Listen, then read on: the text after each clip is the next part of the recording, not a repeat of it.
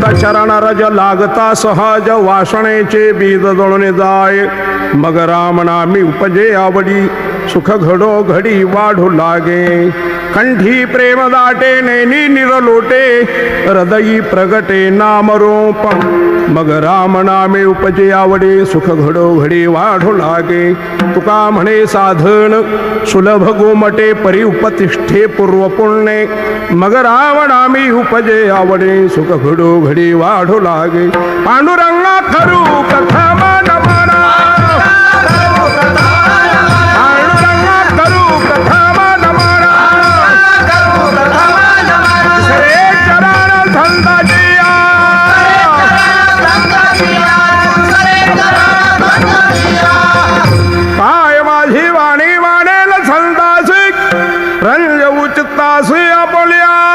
जयांचे केले स्मरण होय सकळ विद्यांचे अधिकरण तेची वंदू श्री चरण श्री गुरुंते ते नमस्कारोने आता संत चरण रज लागता सहज वासनेचे बीज धुळून जाय मग राम नामे उपजे आवडे सुख घडो घडी वाढू लागे प्रस्तुत प्रभूच्या सेवेकरता निवडलेला अभंग दिहूचे सुप्रसिद्ध साधू विश्वसंत तुकाराम महाराजांचा संतांच्या चरणस्पर्शने पदस्पर्शने अंगस्पर्शने आलिंगनाने दर्शनाने जीवाला मिळणारे जे सुख आहे त्या सुखाचा आणि संत साधनाचा उत्तम अशा प्रकारचा विचार करणारा हा 4 चरणाचा अभंग आहे विठ्ठला विठ्ठला विठ्ठला विठ्ठला। या जगाच्या पाठीवर जितके जीव आहेत हे सारे जीव अहोरात्र धावताना दिसतील रात्रीचा दिवस दिवसाची रात्र हाडाचं काढ रक्ताचं पाणी करणार अहोरात्र नोकऱ्या करतात धावाधाव करतात शेती करतात कामगार धावतायत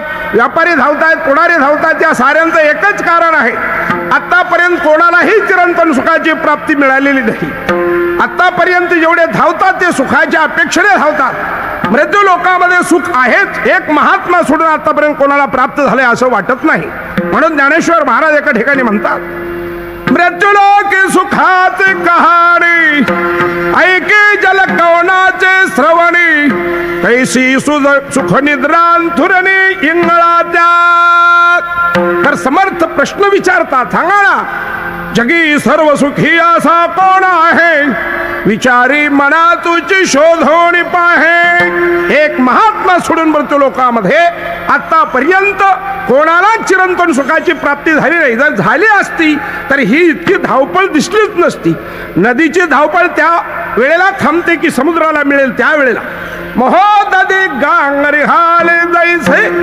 अथवा तृप्ती झाली जैसी साधने सरती अपैसी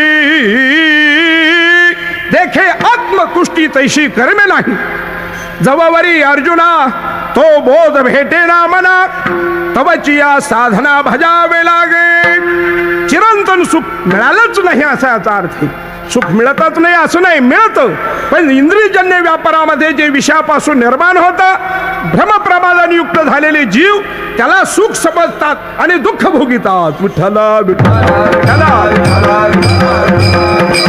सर्व फळामध्ये सर्व फळांचा राजा आहे आंबा त्याचा भाव आहे 500 600 400 रुपये डझन पण कावळ्याला कधीच खायला मिळत नाही याचा अर्थ असा आहे आंब्याला जर कावळ्याची चोच लागली तर त्या कावळ्याला मुखरोग होतो असं ज्ञानोबा सांगतात द्राक्षरसा आम्ररसा वेळे तोंड सडेवायचा का फुटती डोळे दिवसा डुडुळाचे कधीच कावळा आंबे खात नाही याचा अर्थ तो खातच नाही असं नाही खातो पण आपण म्हणतो ते नव्हे ज्ञानोबा त्याचं वर्णन करताना सांगतात निंबोळ्या मोडून आला तो कावळी असे सुकाळू झाला कावळा आंबे खातो पण आपण म्हणतो ते नव्हे कावळ्याचे आंबे म्हणजे कडुनिंबाच्या पिकलेल्या निंबोळ्या काय खातो लिंबोळ्या आणि समजतो आंबे हे जसं आहे त्याप्रमाणे माणसं प्रत्यक्ष विषयातलं भोगतात दुःख आणि समजतात सुख विठ्ठला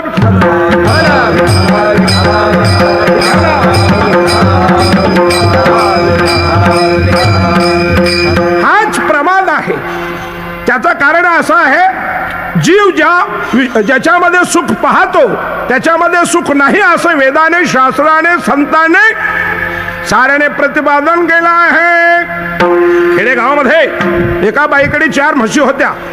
हा दृष्टांत काही आताचा नाहीये, ज्या काळात डेऱ्या नव्हत्या त्या काळाचा दृष्टांत आहे. ज्या काळात डेऱ्या नव्हत्या, मुलांच्या ढेऱ्या होत्या त्या काळाचा दृष्टांत आहे. त्या बाईकडे 4 म्हशी. दररोज मंथन करायचे आणि 2-3 किलोचा गोळा लोण्याचा विकायची. 200-250 रुपयाचा. तिच्या शेजारी दुसरी बाई राहत होती. विनाकारण तिच्या पोटामध्ये डबा उठायचा. ते म्हटले मग तिलाच काय लोणी काढता येतं, मी काय वेडी आहे का? तिने पण अगदी तसाच कुंभाराकडून मोठा डेरा आणला, रवी आणली, दोर आणला, पण तिला एवढी अक्कल नाही. त्याच्यामध्ये पाणी ओतलं आणि 15 दिवस झालं मंथन करत होती पण लोण्याचा गोळा निघाला नाही. याचा अर्थ असा आहे ज्याच्यामध्ये नाहीच तर ते निघेल कुठून? हे जसं आहे त्याप्रमाणे सामान्य जीव जी देहादी प्रपंचामध्ये आणि विषयामध्ये सुखाची अपेक्षा करतो त्याच्यामध्ये नाहीच तर मिळेल कुठून? म्हणून तुकोबराच्या सर्वांना सांगतात, अरे काय ज्याच्या याच्यामध्ये तुम्ही पाहत आहात, सुख नाही कोठे आली सुख नाही कोठे आली वाया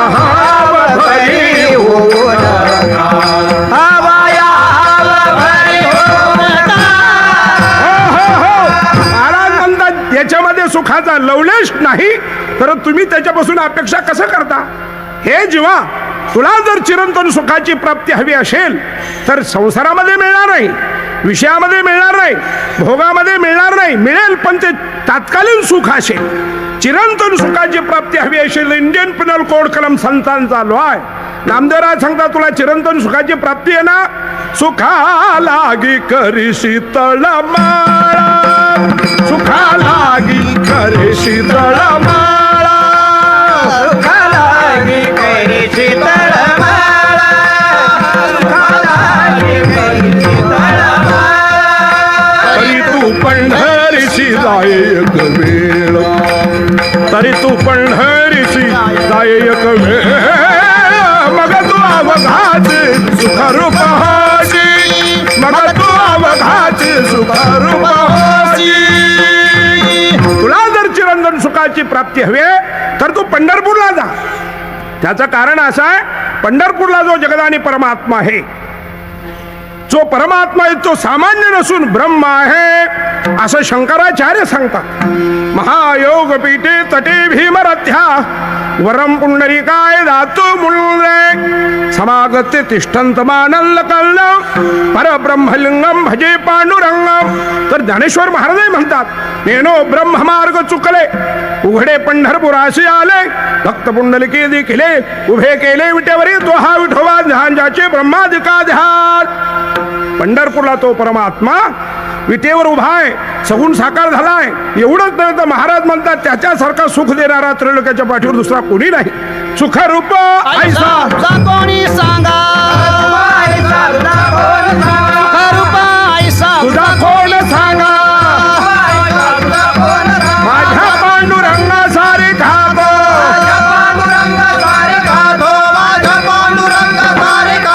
स्वतः सुखरूप आहे. येणाऱ्या साऱ्या भक्तांना तो सुख देतो. त्याच्याकडे चिरंतन सुखाची प्राप्ती आहे. पण एक वैशिष्ट्य आहे त्याच्या देण्यामध्ये, तो भक्तांनाच या देहामध्ये सुख देतो आणि इतरांना सुख मारून देतो. काय? पुतण्याला सुख दिलं जिवंतपणे नव्हे, तुला संकादिकाचे निमाणे सायुज्य सौरसू दिधला पुतणे, हे विषाचे निस्तन्नपाने मारवाडी. रावणाला सुख मारून दिलं, कुंभकर्णाला सुख मारून दिलं, दुर्योधनाला सुख मारून दिलं आणि मेल्यानंतर सुख हे विधान वारकरी संप्रदायाला मान्य नाही. विठ्ठल विठ्ठल विठ्ठल. मग या देहामध्ये सुख भोगायचं असेल तर त्याचं भक्त झालं पाहिजे. त्याच्यात सुख देण्यामध्ये असा अपपर भाव आहे, केवळ तो भक्तांच्या करता आहे. महाराज असं एका ठिकाणी सांगतात, भक्ता राखे पाया पाच दुर्जनासी संहारी, दुर्जनासी संहारी, दुर्जनासी संहारी. भक्ताला सुख देतो, इतरांना मारतो. भारतीय युद्धामध्ये एक प्रसंग असा उत्तम आहे. भीष्माचार्य सेनापती होते. 10 दिवसाने भीष्माचार्य रणात पडले. नंतर द्रोणाचार्य आले, तेही रणामध्ये पडले, आणि नंतर सेनापती पद आलं ते कर्णाकडे. कोणीही सेनापती कौरवांचा झाला तरी त्याची एकच घोषणा असायची, अर्जुन हटाव. बस त्याने प्रतिज्ञाच केली की उद्या रणामध्ये सूर्यास्तापर्यंत अर्जुनाला ठेवणार नाही. मग त्याच्या सारथ्याचं काम करण्याकरता पांडवांचा सखा मामा शल्य हा कौरवांच्या शिबिरामध्ये मुक्कामाला राहिला आणि त्यांचाच झाला. खरा तो पांडवांच्या बाजूने युद्ध करायला आला होता, त्यालाच रथाचं सारथ्य केलं. तर इकडे अर्जुनाच्या रथावर महाराज सांगतात, पाखाचा मेरू जैसा रहावरू मिरवे तैसा, हे जे कोंदटल्या दिसा जयाचे ध्वजस्तंभी वानर, थोत मूर्तिमंत शंकर, सारथी शारंग धरू अर्जुनेशी. भगवान परमात्मा सारथ्याचं काम करत होते. सकाळी युद्धाला प्रारंभ झाला, दोन रथ एकमेकाच्या समोर आले, एकमेकावर हजारो बाण सोडू लागले, लक्षावधी कोट्यावधी बाण सोडले. बाणाचा मंडप आकाशामध्ये जमा झाला, वाऱ्यालाही खाली यायला वाट नाही, सूर्याचं किरण येत नव्हते. साऱ्या योद्ध्याने आपापलं युद्ध संपवलं आणि कर्ण अर्जुनाचं युद्ध पाहू लागले. दुर्दैव त्या कर्णाचं, त्याचं आणि रथाचं चाक पृथ्वीमध्ये घुसलं. काही केल्याने घेना, एका हाताने तुनेरातून बाण काढत होता, कानाडी जाताने ओढीत होता, केव्हा बाण गुणी लावत होता, सोडत होता. एक हात चाकाला लावून चाकवर उपसत होता. दुर्दैव असं रथ तर बाहेर आलाच नाही, पण चाकाचा आरा निकडून हातात झाला. आणि मग त्याने हात वर करून सांगितलं अर्जुना, हे अर्जुना थांब, बाण टाकू नकोस, हे धर्मयुद्ध आहे, मी विरथी आहे, तू रथावर बसलेला आहे, माझ्यावर बाण टाकून हे टाकणं म्हणजे धर्माच्या विरुद्ध आहे. अर्जुन हा धर्माचा भोक्ता असल्यामुळे एक क्षणभर थांबला. भगवान श्रीकृष्णाने पाठीमागे पाहिलं तर अर्जुन थांबला. विचारलं, का रे अर्जुना थांबला? तो म्हणे, देवा कारण हा धर्मनिधी बोलतो आहे आणि जो धर्माचं विषद करतोय, धर्मनिधीचं विषद करतोय, त्याच्यावर बाण टाकणं हे माझ्यासारख्याला शोभून दिसणार आहे. भगवान म्हणले, वेड्या, याला धर्माची काय अक्कल आहे? त्यावेळेला आता धर्म कुठे गेला होता? पांडवांना लक्षाग्रहात जाळायचा प्रयत्न केला, भीमाला अन्नामध्ये विष दिलं, त्यावेळेला धर्म कुठे गेला होता? टाक बाण. पण कर्ण सावध होता, त्याने त्यावेळी अर्जुनाचा बाण तोडला. दोन हात वर करून सांगितले, अर्जुना थांब, बाण टाकू नकोस, हे योग्य नाही, हे कुरुक्षेत्र आहे, इथे यापूर्वी अनेक वेळा यज्ञ झालेले आहेत, त्या पुण्यभूमीमध्ये तू धर्माने मला मारू नकोस. अर्जुन थांबला. भगवान कृष्ण म्हणले, काय वेड्या थांबतोस तू? याची धर्मनीती त्यावेळेला कुठे गेली होती सांग बरं. भरस भौमे द्रौपदी थारी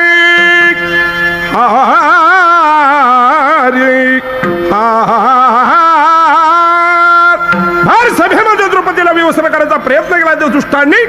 त्या सभेमध्ये हा कर्णय होता. त्यावेळेला याची कुठे गेली होती धर्मनीती? टाक बाण. बाण टाकला, पण त्याही वेळेला कर्ण सावध होता, बाण तोडला.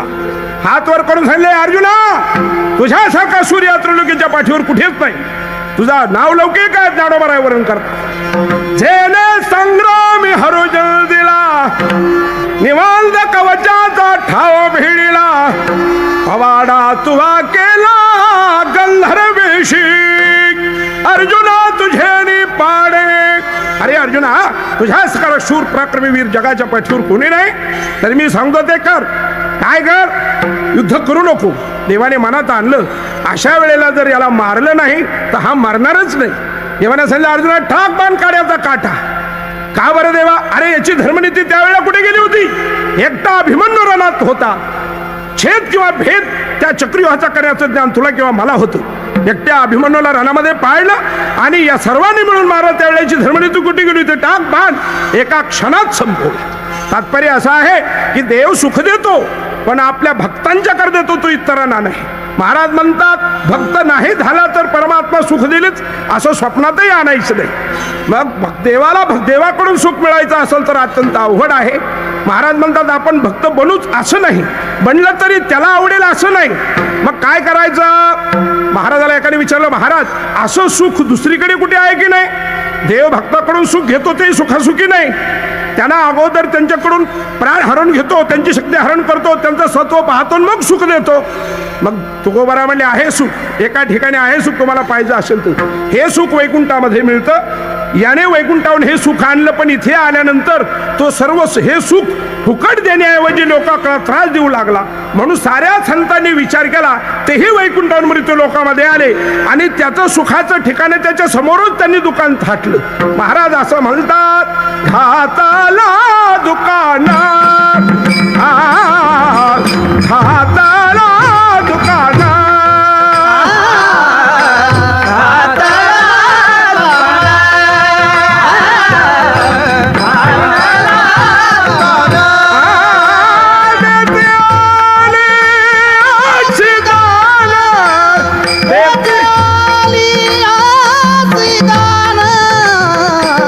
संत उदारा उदारा संत उदारा उदारा देती आशीर्वाद देती आशीर्वाद संत उदारा उदारा संत उदारा उदारा. चिरंतन सुख जसं देवाकडे आहे तसं संताकडे आहे. एका जनार्दनी मांडिले दुकान देतो मोले विण सर्व वस्तू. जे सुख देवाकडे मिळतं ते सुख महात्म्यांच्याकडे मिळतं. उलट त्याही पेक्षा काकणभर जास्त. देवाकडे देह द्यावा लागतो, देवाकडे संपत्ती द्यावा लागते, देवाकडे प्राण अर्पण करावा लागतो. तसं संतांच्याकडे नाही. संतांचं सुख मिळवण्याकरता संतांनी साऱ्याला सांगितलं की काही घ्या, देतो मोले विण सर्व वस्तू. देवाकडे सुख घेण्याकरता भक्त लागतो, अधिकारी लागतो. संताकडे अधिकारी लागत नाही. या रे यार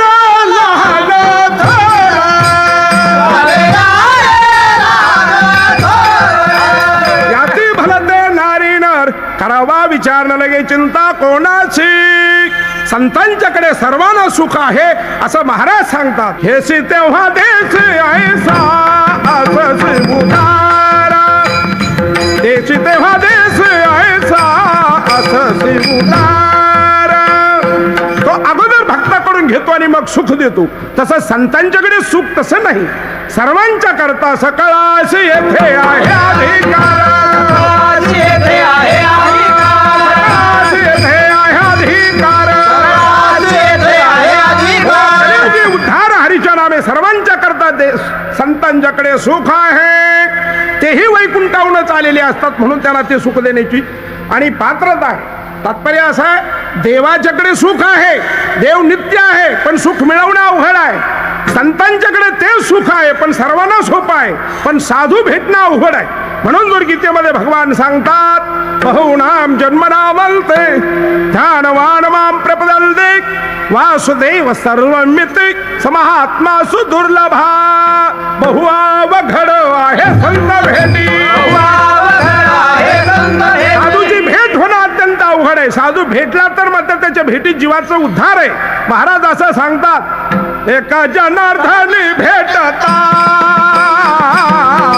एका जनार्दनी भेटता हरे संसाराची चिंता हरे संसाराची चिंता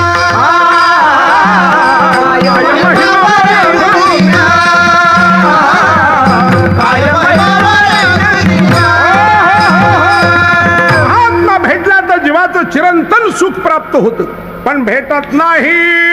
साधूच्या भेटी करता विशिष्ट प्रकारची पुण्य लागते असे भागवतामध्ये नाथ महाराज म्हणतात. नाथ महाराज म्हणतात, निष्कामता निजदृष्टी अनंत पुण्य कोट्यान कोटी रोकड्यालाही जे साठवाटे तैच होई जे भेटी हरिप्रियाची. ती पुण्य नसल्यामुळे साधूची भेट होत नाही असा याचा अर्थ आहे. महाराज म्हणतात, जरी साधूची भेट नाही झाली, ज्याप्रमाणे साखर कोणत्याही अंगाने चाखली तरी गोड असते, अथवा चंदनाचे हात पायही चंदन, चंदनाचं खांद्या खोड झाड मूळ फूल फळे हे सर्व चंदन रूपच असतं, त्याप्रमाणे साधूच्या कोणत्याही बाजूने जीवाशी संबंध आला तरी जीवाचा उद्धार आहे. भेट नाही होत. जर भाग्यवशात साधूने आलिंगन दिलं तर त्या आलिंगनामध्ये फार मोठं फल आहे.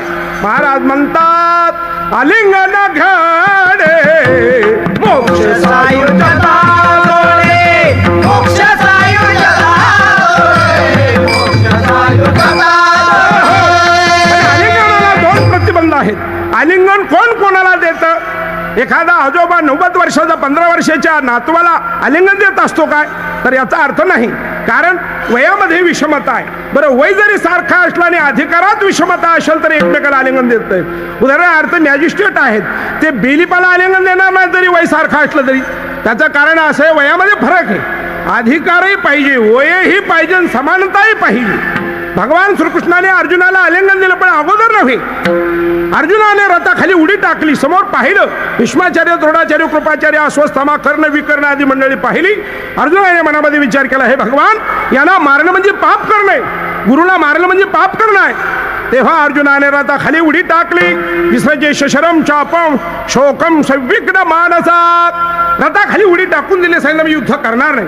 भगवान रागवले, अर्जुना काय रे नामर्दासारखं बोलतोयस, युद्ध करणार नाही?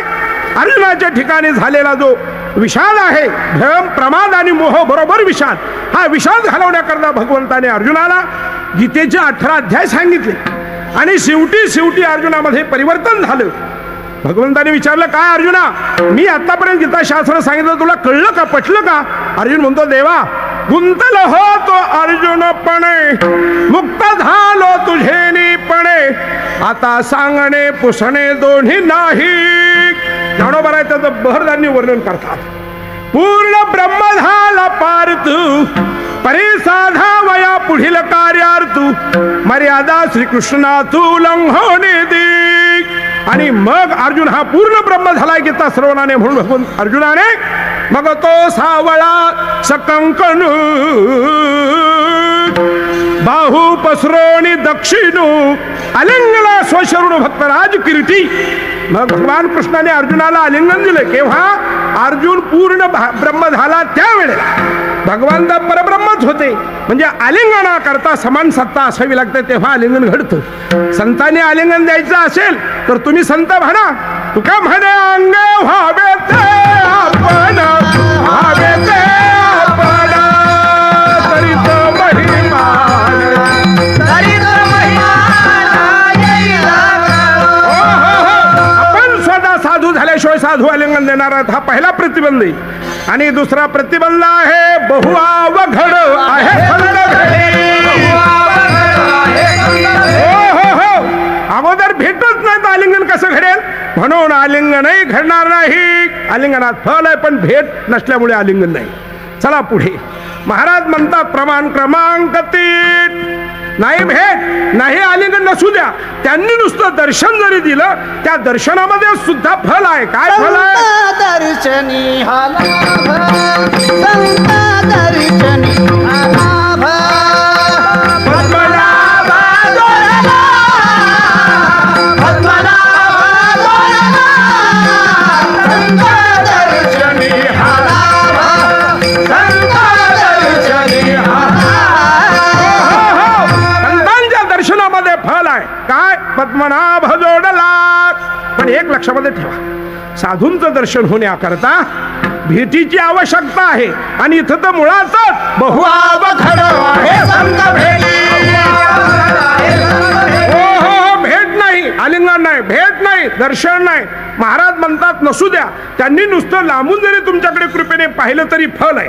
काय फल आहे? कृपा कटाक्ष निहाळले, आपले पदी बैसविले, बाप रुक्मादेवी विठ्ठले भक्ता दिधले वरदान, किंवा हे आस्वाद ठे दयावरी झळके, इथो पद्म करू माथा पारुख, जीवची परी तुके महेशाशी, होता तुमची कृपा पशु बोले वेदा.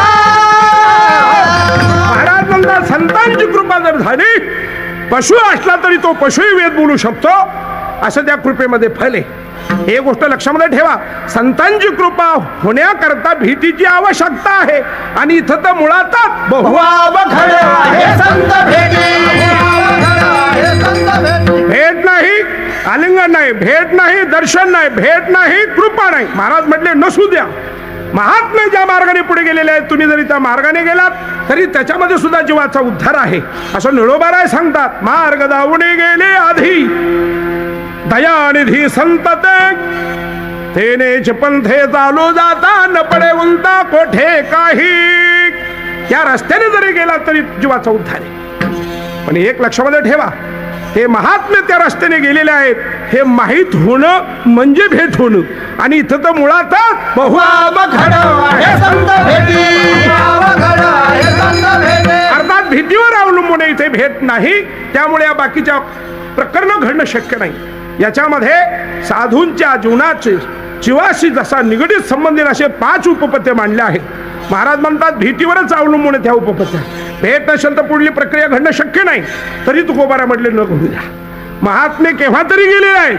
700-750 वर्ष झाले त्या मार्गाने महात्मे गेलेले ते तुम्हाला माहिती पण नाही, तुमची भेट पण झालेली नाही, तुम्हाला ते दिसले पण नाहीत. तुम्ही त्या रस्त्याने चुकून गेलात, नकळत गेलात. त्या महात्म्यांच्या पदस्पर्शाने पवित्र आणि पुनीत झालेला एखादा रजकण सहज जरी नकळत तुम्हाला लागला तरी त्याला सुद्धा फल आहे. काय फल आहे? वासनेचे बीज जळून जाय, वासनेचे बीज जळून जाय, वासनेचे बीज जळून जाय. संत जन राजा, संत जन राजा लागता सहजा, संत जन राजा वासनेचे बीज जळून जाय, वासनेचे बीज जळून जाय. जाय मगर मगर नामे उपजे आवई, मगर नामे. कळत जरी आणि एखाद्या रजकणाचा स्पर्श झाला तरी जीवाच्या सर्व दुःखाला कारण असणारी वासना, वासनेचं बीज असलेलं अज्ञान, या अज्ञानाची निवृत्ती होते. तुम्ही असं म्हणाल संत चरण रजकन म्हणजे धूळ, फुपाटा नव्हे, धूळ नव्हे, तर संत चरण रजकन म्हणजे संतांच्याकडून मिळणारं स्वस्वरूपाचं ज्ञान. त्या ज्ञानाने अज्ञानाची निवृत्ती झाली की सुखाची प्राप्ती होते. अज्ञान हे सर्व दुःखाचं कारण आहे असं वेदाने, शास्त्राने, पुराणाने साऱ्याने वर्णन केलेलं आहे. आणि ते ज्ञान संतांच्याकडे असतं. गीतेमध्ये असं म्हटलं आहे. ज्ञानेश्वरीच्या 4थ्या अध्यायाच्या 14व्या श्लोकामध्ये असं वर्णन आलंय. तद्विती प्रणिपातेन परिप्रश्नेन सेवया उपदेक्षन्ति ते ज्ञान, ज्ञानेनास्तत्वदर्शनात् हे ज्ञान पैग भरवे, जरी मनियाची आणावे तरी संदाया भजावे सर्वश्रेषी. ज्ञानाने अज्ञानाची निवृत्ती झाली की जीव हा स्वानंदाचा साम्राज्य बनतो. हे संतांच्या संगतीमध्ये घडतं. एक जर म्हटला महाराज तुम्ही म्हणता ते बरोबर आहे, पण अज्ञानाने ज्ञानाची उपासना केली आणि जाणून बुजून उपासना केली तर अज्ञान निवृत्त व्हावं. हे सहज तुम्ही पदमध्ये कसं काय घातलंय? महाराज म्हणतात काही गोष्टी अशा आहेत की त्या जाणून बुजून केल्या तरी फल तेच असतं आणि सहज केलं तरी फल तेच असतं. उदाहरण क्रमांक 1, एकाने आपल्या स्वतःच्या मालकीची गवताची गण लावली. 10,000 गवताच्या पेंढ्या होत्या, गठड्या होत्या. दुर्दैव असं ते रचणारे खाली उतरले, याने विडी पेटवली आणि जळती काडी सहज त्या गंजीवर टाकून दिली. गवताने पेट घेतला, एक पेंडी सुद्धा शिल्लक राहिले नाही. लोक ओरडू लागले कसं काय पेटलं? तर हा मालक म्हटला पेटलं म्हणजे काय? मीच काडी टाकली. लोक म्हटलं कसं काय काडी टाकली? तो म्हटला मी विडी पेटवली, सिगरेट पेटवली आणि सहज काडी टाकली. ही काय जाणून बुजून लावली होय? जाणून बुजून काडी टाकली आणि जर पेटलं तर ठीक आहे, सहज टाकल्यावरच जळावं का? याचा अर्थ असा आहे जाणून बुजून अग्नी लावला तरी तो जाळण्याची प्रक्रिया करतो आणि सहज टाकलं काय विजण्याची प्रक्रिया करतो. त्याप्रमाणे जाणून बुजून संत चरण रजकन लागलं काय आणि सहज लागलं काय? फल एकच, वासनेचे बीज जळून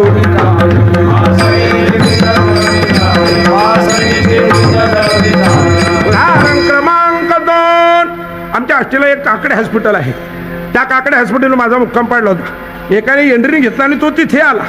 पहाटे पहाटे डॉक्टरने त्याचं विष उतरवलं. तो चांगला शुद्धीवर आला. मी त्याला विचारलं का रे मला तू विष का घेतलं? तो म्हटला महाराज मी कॉलेजमध्ये होतो 15वीला, घरून डबा यायचा, पैसे यायचे, डबा जेवण जेवायचो आणि पैशाचं पिक्चर बघायचो. परीक्षेला बसलो, अख्खाच्या अख्खा नापास झालो, अर्धा पाव पाहून सुद्धा नाही. बरं मग घरची लोक बोलतील घरी गेल्यानंतर, त्यांना दम देण्याकरता म्हणून मी आज सहज एंड्रीन पेलो. एंड्रीन म्हणजे थोडं नव्हे, 200 मिलीलिटरचा डबा पेला. म्हटलं अरे वेड्या, मग मेला असतं तर काय झालं असतं? मग तो म्हटला महाराज मी काय जाणबुजून पेलोय का? सहज तर पेलो मी. अरे ते एंड्रीने सहज पिलं तरी, हो जाणून बुजून पेलं तरी मरल आणि सहज पेलं तर जगेल. मारण हा त्या विषयाचा स्वभाव धर्माचा आहे.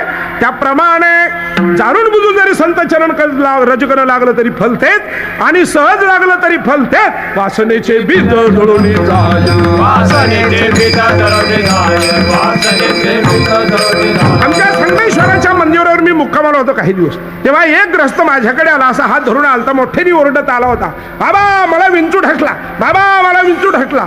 त्याला कोणीतरी सांगितलं की बाबाला त्याचे मंत्र येतात. वास्तविक बाबा लोकांना काही येत नसतं असं अर्थात. त्यातली त्यात मला तर काहीच येत नाही, हे महत्वाचं आहे.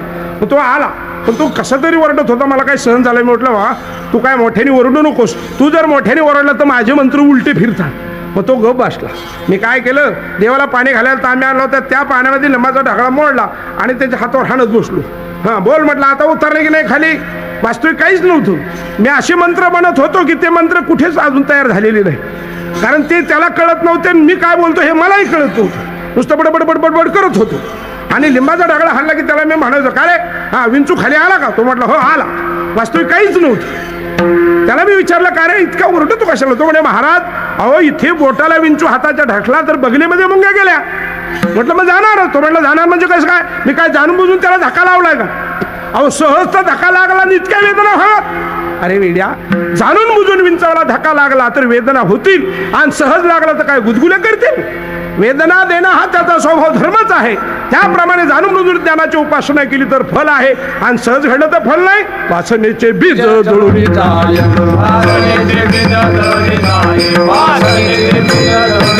आणि एकदा बीजासहित वासना जळून नष्ट झाली, अर्थात दुःखाचं मूळ निवृत्त झाल्यानंतर मग राम नामे मग राम नामे उपजे आवडी. सुख घडी वाढू लागे, सुख घडी वाढू लागे. मग राम नामे उपजे आवडी, मग राम नामे उपजे आवडी. मग त्याला रामनामाबद्दल आवड उत्पन्न होती आणि राम नाम आवडीने तो घेऊ लागला. अज्ञानाचं बीज निवृत्त झालं की त्याचा परिणाम होतो. सुख घडो घडी वाढो लागे. एक जण म्हटला महाराज या 3 प्रक्रिया एका ठिकाणी घडलेल्या आहेत. बीजासहित वासना जळून नष्ट झाली अंतःकरणामध्ये, राम नामाबद्दल आवड उत्पन्न झाली अंतःकरणामध्ये, सुखाची अभिवृद्धी झाली अंतःकरणामध्ये. सुख अंतःकरणात वाढलं हे ओळखण्याचे काही लक्षणं आहेत काय? महाराज म्हणतात तर सुख अंतःकरणामध्ये वाढलं हे जाणण्याकरता काही प्रक्रिया आहेत. सामान्य विषय अंतःकरणात जर बाहेर येतो तर इंद्रियद्वारा सुख येणार नाही का? महाराज हेच अभंगाच्या 3ऱ्या चरणामध्ये म्हणतात, कंठी प्रेम दाटे नयनी रूपी. कंठी प्रेम दाटे नयनी रूपी. कंठी प्रेम दाटे नयनी रूपी. कंठी प्रेम दाटे नयनी रूपी. हृदय प्रगटे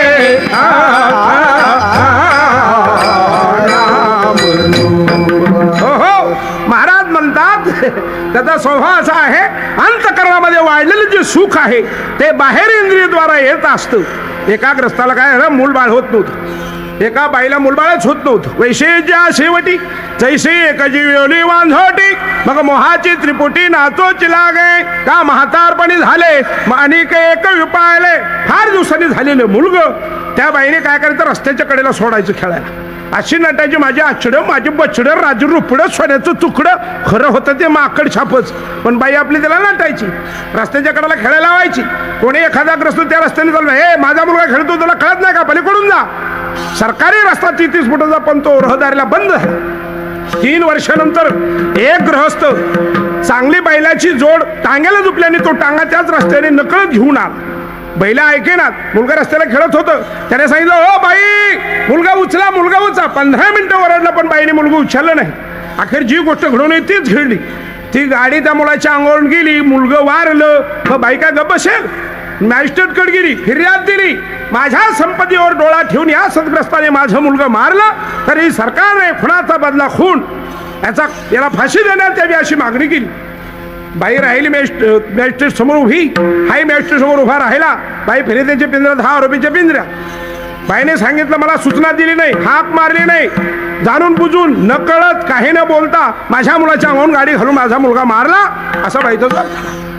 वकिलाने याला सांगितलं होतं तू फक्त 10 मिनिटं काय बोलू नको म्हणजे सारं होत आहे. वकिलाने न्यायाधीशाने विचारलं तुझं नाव काय? हा बोलला नाही. तुझ्या वडिलाचं नाव बोलला नाही. वय काय बोलला नाही. धंदा काय बोलला नाही. 3, 4, 5 वेळेस विचारलं पण बोलला नाही. मग त्या दिवसात सांगितलं, बाई हा ग्रस्त मुका आणि बाहेरला दिसतोय, त्याला बोलायला येत नाही वाटतं. बाईचा अंतकरणातला विषय कुठे थांबलाय? ती लगेच म्हटली, अहो सरकार, आता कसं याच्या तोंडाला कुलूप ठोकलाय, आता कसा बोलत नाही तुमच्या पुढे? त्या दिवशी तर कसा वरडत होता अर्धा तास, बाई मुलगा उचल, बाई मुलगा उचल, बाई मुलगा उचल, आणि आता कसं बोलत नाही? म्हणजे बोलत होता, हो हो, अर्धा तास मला वरडत होता मुलगा उचल म्हणून. बाई मग का उचललं नाही मुलगा? अंतरीचे धावे स्वभावे आहे, अंतरीचे धावे स्वभावे आहे, अंतरीचे धावे स्वभावे आहे, अंतरीचे धावे स्वभावे आहे. जर सामान्य विषय अंतकरणाचा इंद्रियद्वारा बाहेर येतो, तर हा प्रभूचा परमात्मा प्राप्तीचा जो आनंद आहे तो बाहेर येणार आहे काय?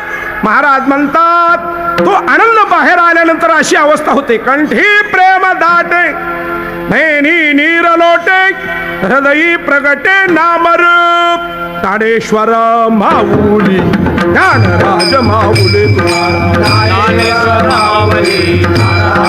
महाराज, ज्ञानेश्वर माऊली, ज्ञानराज माऊली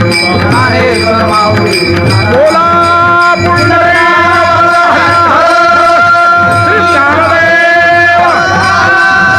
संगमेश्वर महाराज, माऊली माऊली, ज्ञानेश्वर माऊली, ज्ञानराज माऊली.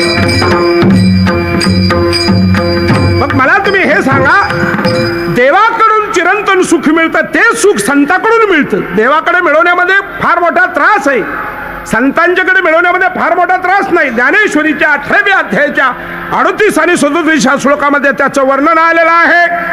यतग्रेमीशमीव परिणाम्यामृतोपमं तत् सुखम सात्विक, असं महाराज म्हणतात. सात्विक सुख आहे, देवाकडून मिळणारं सुख आहे, चिरंतन सुख आहे, पण मिळवणं अवघड आहे. आता चंदनाचे बूड सरिपी जैशे द्वाड, हा निधनाचे तोंड विवशिया जीवी. मिळाल्यानंतर मात्र आनंद आहे काय, पण मिळवणं अवघड आहे. जया सुखाचा आरंभ, काठिण्याचा क्षोभू ज्ञानोबाला म्हणतात. ते कठीण आहे, तेच सुख संतांच्याकडे सोपं आहे. जीवाला सुख हवं असेल तर संतांकडून ते सोपं अशा प्रकारचं मिळतं. हेच अभंग महाराज शेवटच्या चरणामध्ये सांगतात. तुका म्हणे साधन सुलभ गोमाटे, तुका म्हणे साधन सुलभ गोमाटे, तुका म्हणे साधन सुलभ गोमाटे, तुका म्हणे साधन सुलभ गोमाटे. परिउपतिष्ठे पूर्व पुण्य, परिउपतिष्ठे पूर्व पुण्य. मग राम नामे उमदे आवाडे, मग राम चिरंतन सुख संतांच्याकडे सोपं आहे. महाराज म्हणतात, जीवाला सुख मिळवायचं असेल तर तुका म्हणे साधन, सुख मिळवायचं साधन सुलभ आहे. कोणतं? संतांना शरण जाणं हे सुलभ आहे. संता सवे वसता, योग ज्ञानी पैसता, गुरु चरण उपासिता वैरागेशी. महाराज म्हणतात, चिरंतन सुखावे तर संत हे साधन सोपं आहे. काय भवनिधीतून अर्थात दुःखातून पैदला जायचं असले तर तुका म्हणे नाव, किंवा भवतरावया उत्तम हे नाव, विजयनिधी पावहात काही. सुलभ आणि सुटसुटीत साधन असेल तर संतांना शरण जाणं हा सुख मिळण्याचा एकमेव सोपा मार्ग आहे. संतांच्या जवळ भरपूर सुख आहे, जगात कुठेही तितकं सुख नाही असं महाराज म्हणतात. सुख वाटे हेची ठाई, सुख वाटे हेची ठाई,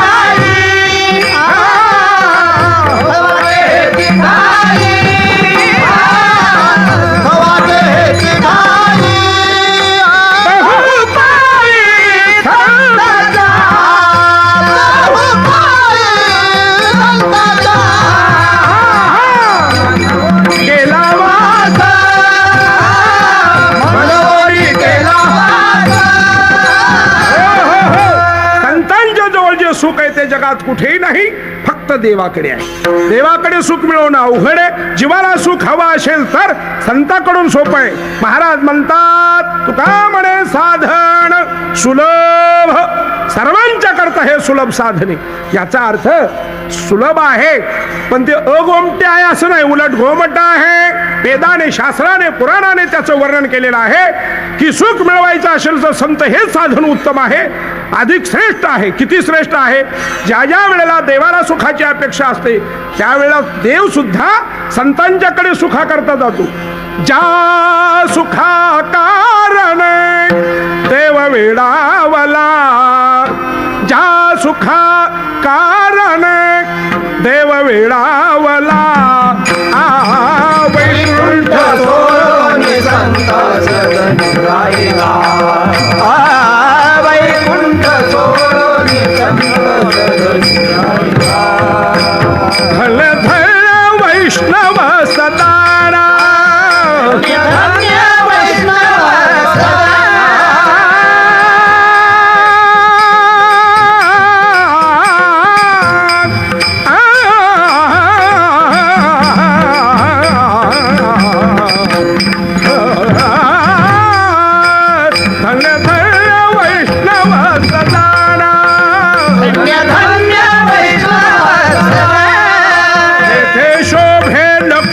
सहित नारायण ज्या सुखा देव वेडा.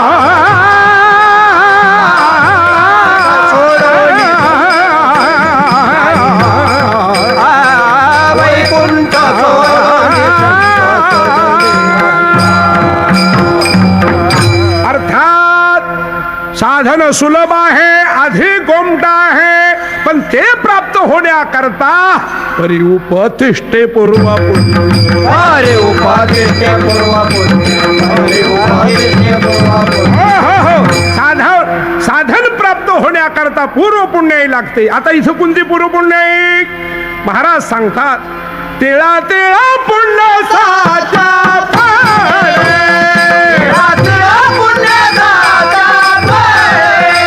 तरी हे बहुता जन्मी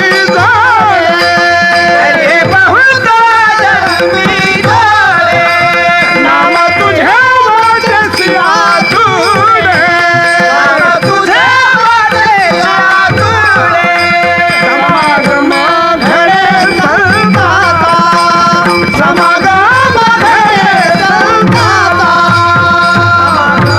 घडे संताता, समागम घडे संताता. महाराज म्हणतात साधूची प्राप्ती होण्याकरता, साधूची भेट होण्याकरता, साधूचा संग प्राप्त होण्याकरता माझे गुरुवर्य वैकुंठवासी वामन हो महाराज सांगायचे त्याच्याकरता पूर्व पुण्य पाहिजे. पूर्व पुण्याशिवाय साधू भेटणार नाही आणि साधू भेटला नाही तर जीवाचं कल्याण होणार नाही. साधू हेच सर्वश्रेष्ठ अशा प्रकारचं साधन आहे.